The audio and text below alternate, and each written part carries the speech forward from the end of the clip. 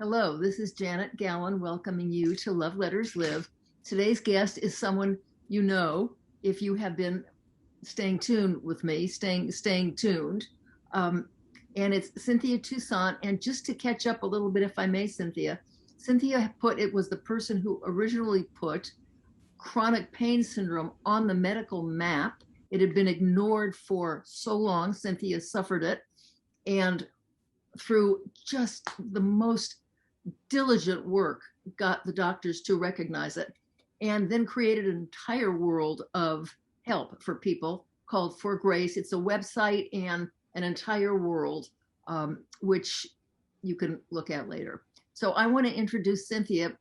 You're going to talk about something slightly different today, although I'm sure it's related. We're going to talk about music, right?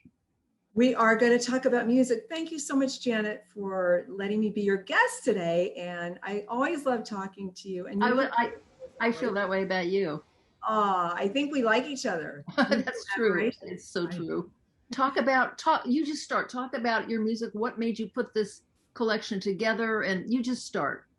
So I think I'm going to just to catch people up on like why I love music. I think I was a singer, dancer, and actor. I'm going to give like the Reader's Digest version of my pain story. I was always a singer, dancer, and actor. Growing up, I lived to perform. And then at age 21, I'd just gotten a part on the TV show Fame. And it just seemed like everything was so bright and perfect. And ballet injury triggered the chronic pain disease called complex regional pain syndrome in my right leg. And this disease is also known as the suicide disease, but the doctors just say that we're crazy because that's what they say to women in pain. And so I was bedridden for 10 years, and I was not able to speak for 5 of those years. And people really understand the hardship of that, but they never really understood that I couldn't sing for 15 years. And that was probably equally as hard for me because ever since I was a little girl, I just always sang, and that was just something that I loved to do. And that was a way that I just expressed like who I am and my joy and my emotions. And so that was such a hard thing to have taken away. And then once I went into a partial CRPS remission, which I think was actually due to narrative therapy, because we're really talking about expressive therapy here, I slowly got back a lot of the things that I loved. I didn't get ballet back, but I got singing is one of the things I got back. And I just feel so lucky and blessed to have that now. So it's something that I love to do. And I did a CD when I first started singing for the. When was this? So that was, about maybe 8 years ago. And it was called Wonder. And because it was just a wonder to me that I could sing again. And I'd just been to Africa. And that was amazing. I fell in love with the elephants there. And the cover, I'm with an elephant. Well, it was an elephant that was built for the Shah of Iran, only in Los Angeles, right? It was right there. And that CD was like every song was a song that spoke to a different part of the women in pain experience. And then with this CD, I wanted to have just a lot of fun with it. And I'll show you the cover. I was going to ask you to, because mine's in the car.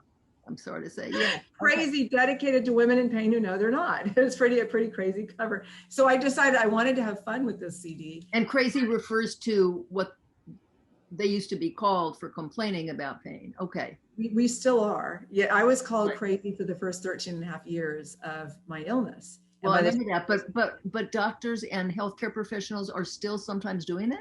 Oh, yeah. Oh, that's typical. Yeah. But now it's not generally 13 and a half years. It's more like 2 years. That's what I'm hearing mostly with CRPS, with this disease. And so I just decided to play on that word. And plus I was singing with bands and I love to sing crazy. I love that song. So I chose all songs that I loved growing up or like as a little girl, but that speak differently to me now post illness. And Crazy was like, oh my gosh, she's been so jilted by that horrible person that hurt her and that pain. But I sang it about ballet. It was the loss of losing ballet. I'm just wondering, would you like to go through the titles of the songs and say what they're saying to you now, as opposed to what they were saying in a more obvious way years ago? Idea. So The Tide is High. I love that song, Blondie. This is all a cover CD. And now it speaks to me about not giving up. I mean, I'm not the kind of girl who gives up just like that, right? Not at all. So that's totally different. And then I just explained Crazy. And this is like a going down memory lane. People are saying, I love it. I'm going down memory lane with your CD. It makes me so happy. Well, after you've gone through all the titles, I want to talk about memory lane and the value of that, but go ahead. Interesting. Okay. So time after time, I just kind of love that song and always being there for that's who I've always was. And time after time now speaks to me as I can't do that anymore. We talked about trauma, and sometimes you have to walk away if it's an unhealthy situation. Mm-hmm. So that's, I dedicated that to that for the years when I couldn't let go. So, and then Crazy Little Thing Called Love.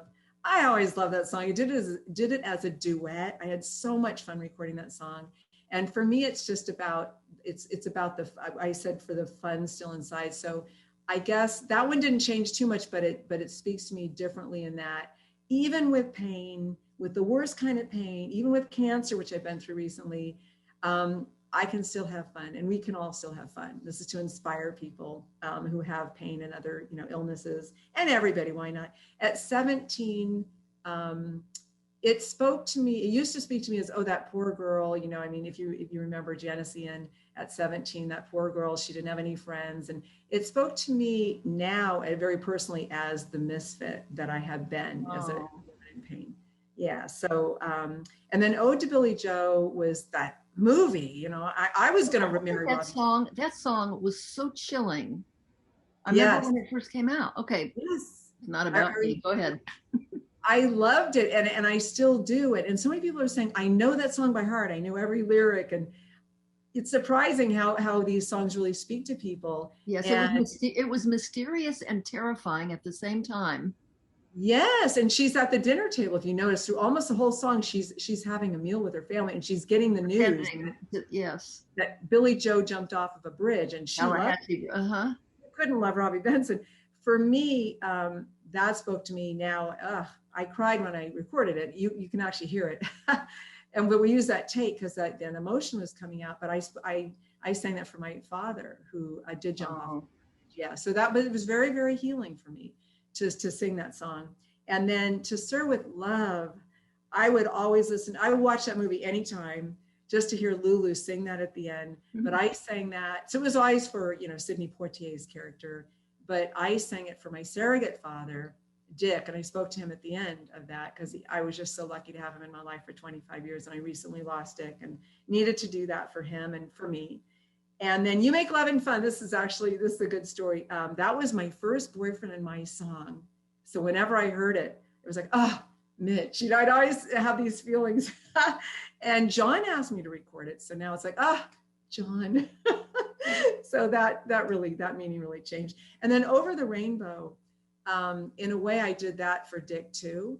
Because it used to I used to think of Dorothy and singing Over the Rainbow, and Dick's uncle, Arthur Freed, he did all kinds of, things in Hollywood, including he discovered Judy Garland, and he was the reason that The Wizard of Oz is a musical. So in a way that was for Dick too, but it was also for our hope. Because at the time I was about to start chemotherapy, and I didn't know, you don't know what's going to happen. And I didn't know, so if I was going to come through it and if I was going to be able to sing again. And so it was that spoke to my hope of getting through that illness, which I did. Now, you touched on a couple of things that I always think of with music. I mean, I think so many of us, our lives were pretty much ruled by music and rhythm. Interesting. And I mean, rhythm is just, another time. But we hear music and it takes us back instantly to whatever. I mean, I can remember songs that were played when we were doing slow dancing in the gym in the 7th grade. Wow. And the guys I was hoping to dance with. I mean, it just takes you back. So do you think it takes, I think, but do you think it takes you back more often than not to your strongest self? Wow.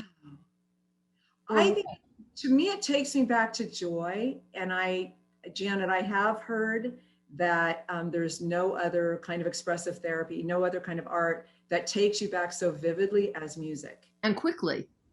You're there. Right. And that was sort of a magical thing about the CD, is that now they don't take me back to the old memory. It takes me back to the new memory. Okay. And isn't that interesting? You can reprogram the music, which I didn't know, but I would agree with you about that. So reprogram it in here and in here, so it gives you a different focus eventually. But I like that. Yeah, I didn't know that that could be done. I'm I never fascinated. even thought of that. Yeah. We're learning more about music every day, and we're learning so much about expressive therapy, and it's so important for healing.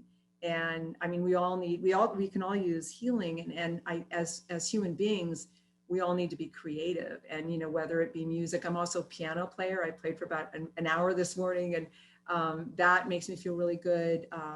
But what do you know about how music stays? I had, my husband had a cousin, an aunt, Lil, who died, I think, a couple of weeks before her 100th birthday. She was severely,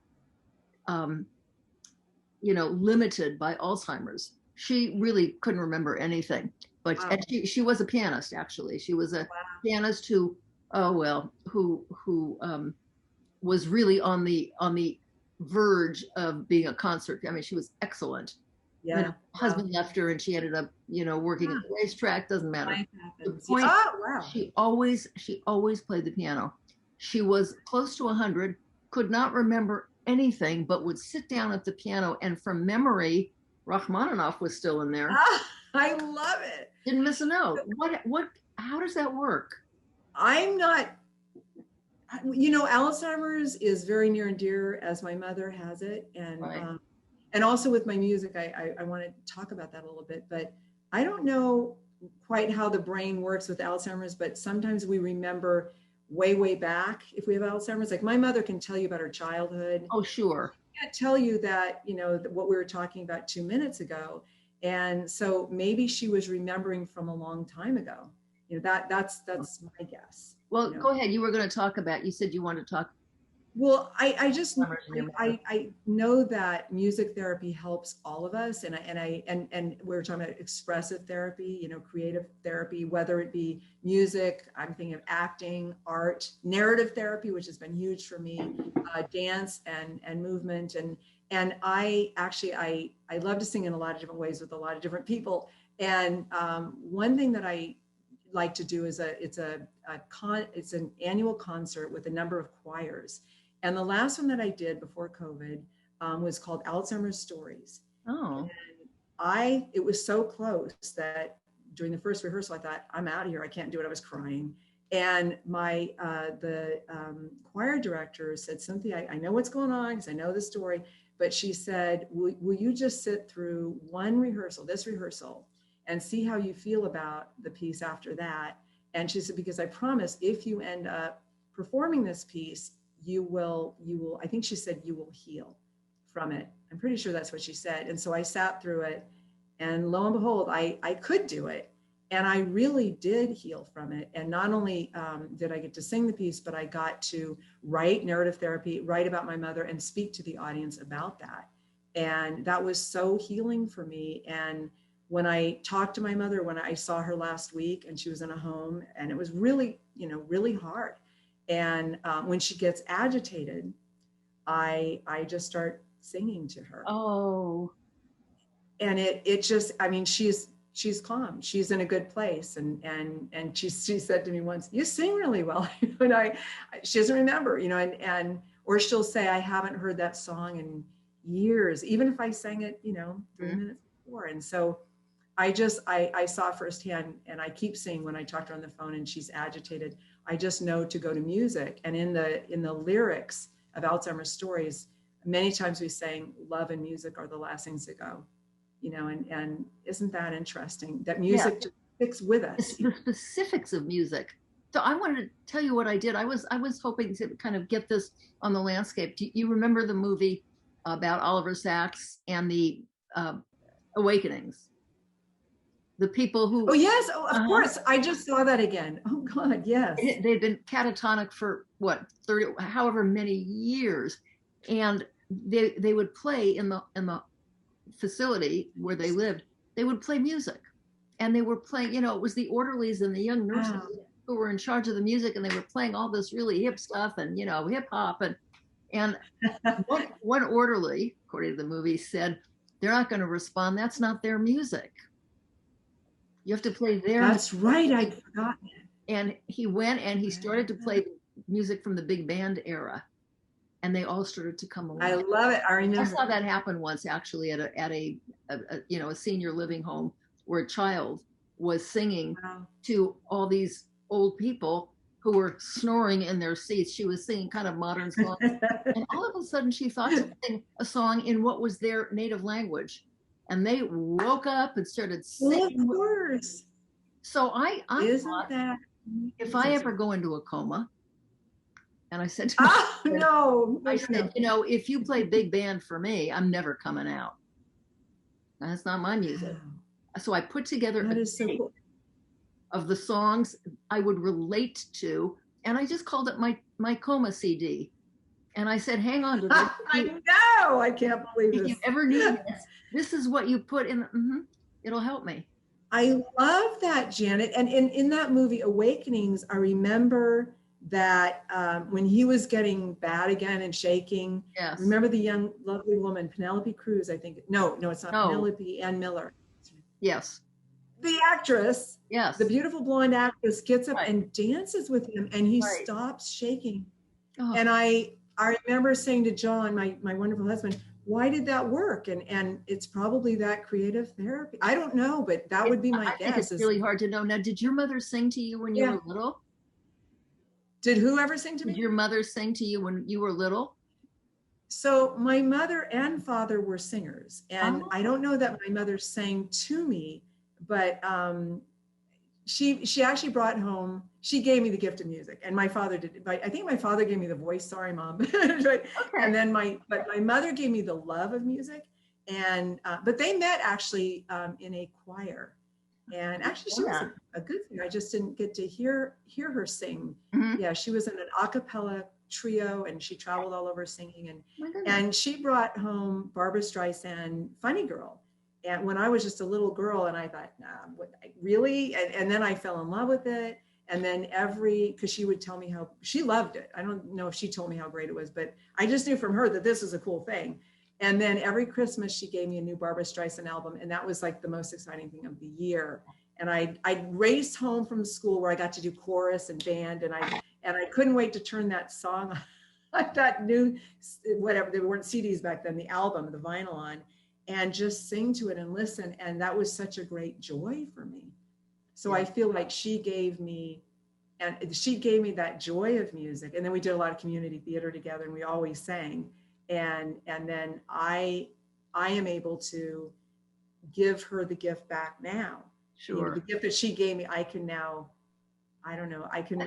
That's so lovely that you're saying that. It reminds me of something. I have a very dear friend who is a singer. I mean, she still is. And opera and light opera. And when her mother was dying, they were close family friends. When her mother was dying, she sat at her hospital bed and sang to her. Wow, that's beautiful. And I hear that a lot. Do you?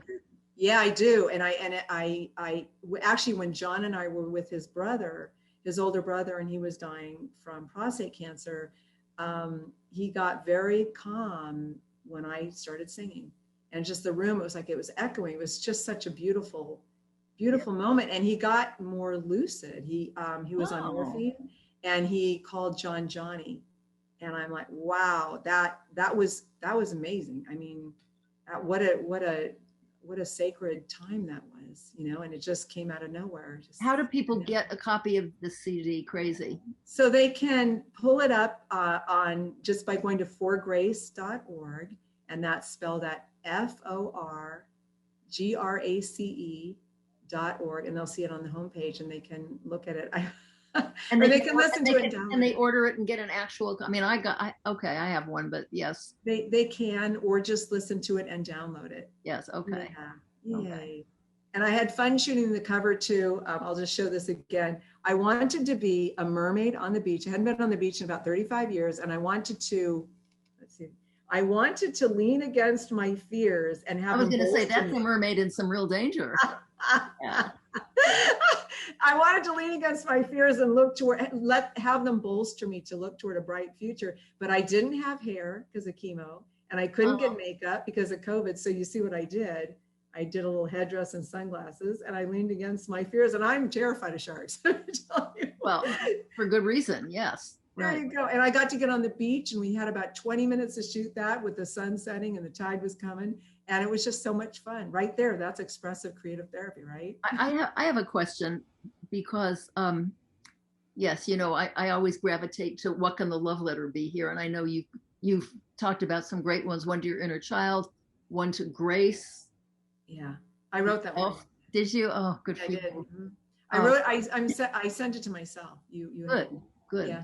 Yeah. Boy, that was emotional. It was beautiful. And you sent it to yourself, and you know you can just slip it in that album that I sent you. You know that book.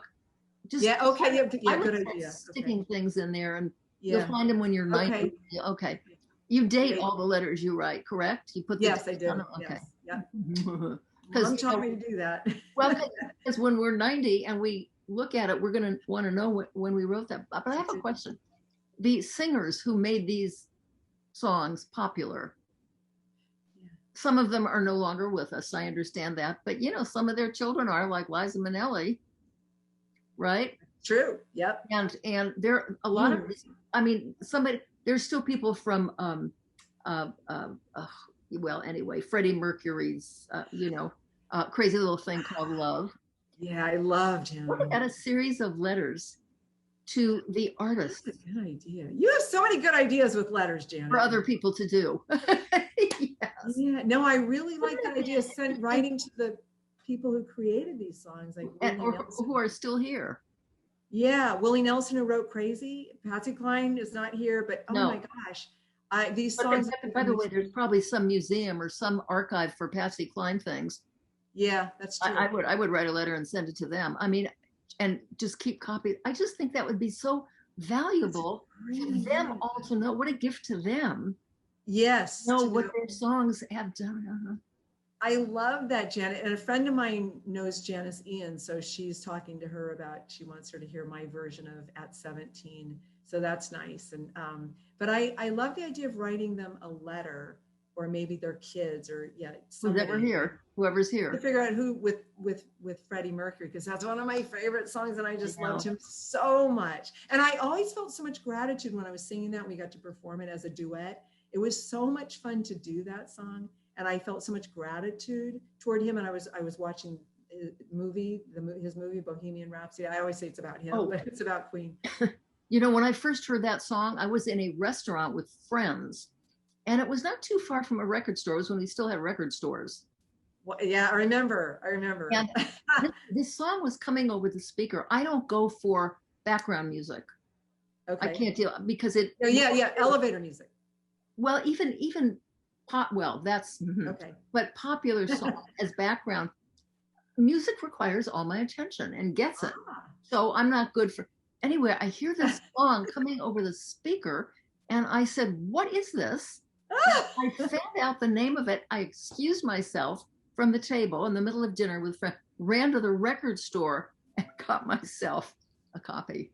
Wow, I love that story. And I remember, that's an incredible story. And I remember when it first came out, being in the car with John, and he said, "I want you to hear this." I don't know how I could have been in the car. Well, probably it was on the radio. And he said, and John said, "Guess who this is?" And I said, "Well, clearly it's Elvis." Oh, I was sure. And then I couldn't believe it was Queen. It just blew me away. What a voice. Wow. Really. So, you know, we get some of our most importantly joyous moments and also tragic stories. That's true. I mean, that Bohemian Rhapsody is quite a miserable, sad tale. I know, but I get so happy when I hear it. It is. And what is it about? You know, that's another thing I love about music or just expressive therapy. You don't really know so often what the art is about, but does it really matter? I mean, I have a friend who's a filmmaker, and he brought me one of his movies when I was bedridden, and it had just been converted to video. Mm-hmm. And he asked John and me what the ending meant. And we both had totally different stories. And I said, "Okay, well, so what does it mean?" And he said, "Oh, it's however you see it. It's whatever you decide it means." So I guess it doesn't really matter. It's whatever we create create, however we create it inside of ourselves, it's how it speaks to us. Yes. Yes. That's what, I guess that's one of the things I love about expressive therapy. It's just, you know, I love being, we got to be creative and artistic, and it makes us feel better. We get to let our emotions out. I think we whatever we need to get out there gets out there. You know, I talk a lot about narrative therapy. Just write whatever your stream of consciousness tells you to write, and whatever you write down, whether you bury it or publish it, or John says, or bake with it, bake it into cookies, whatever you do with it, bake it into cookies and then burn it. Whatever you do with it, it will bring you to better wellness. And I think. Well, I was going to ask you that, you know, you talk about creativity and the art of all that you're talking about, and you're making me think that telling the truth is the art. Interesting. And that's interesting. I never. You know, I think there's nothing more usually fun than the real truth, even if it's painful. I agree. And truth is much more interesting than fiction. It is stranger than fiction. So you're right. I'm a truth teller. I'm a moral rebel. Right. Like this, whatever it is. And sometimes I find that I can always find a way to do it through creativity. I never thought of that, Janet. But you're not afraid of the truth. And no. Come to think of it, you're one of the most fearless people I've ever met. Thank you. Well, I am afraid of sharks. You're what? I am afraid of sharks. Yes, I know, but you're laughing about it. And yeah, it's in general. I don't know. I mean, I'm not saying you shouldn't be afraid of things that would eat you alive. Of course, that's well, I'm having fun with you, but I guess I don't find a lot of purpose in fear. I guess it doesn't really help us. Oh, good point. Yeah, it's so kind of what's absolutely, you know, yeah. There's something rational. My granddaughter, when she was about 8, she had gone in one of those, you know, rides where you drop free fall 100 feet. Okay. And she told me she went on that, and I said, "You went on that?" She said, "But never again." Oh, isn't that? And I said, "Oh my goodness!" I said, "Did you just scream?" She said, "No, I didn't." I said, "You didn't scream?" She said, "No, I saw that everybody else was screaming and it didn't seem to help, so I didn't bother." I love it. We can learn a lot from your. What you're saying is it doesn't help. Daughter. It doesn't help. It doesn't help. Yeah.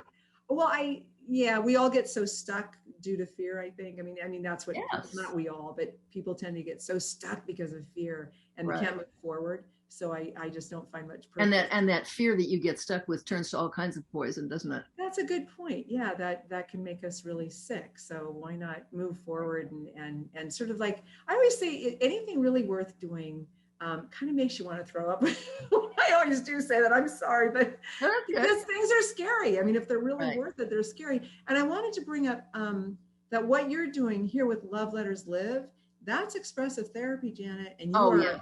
Not only helping yourself, you're helping your guests, you're helping everybody who listens, you're helping the world. You're making thank you, darling. I thought you were going to say the letters are helping the people who receive them. Well, and then there are the letters, but that's all part of Love Letters Live. Yeah, this is all about healing. This show is all about, I think, expressive therapy and healing, which and by the way, several letters that I've been fortunate enough to be part of in the conception have been apologies and awarenesses, and that really have done miraculous healing.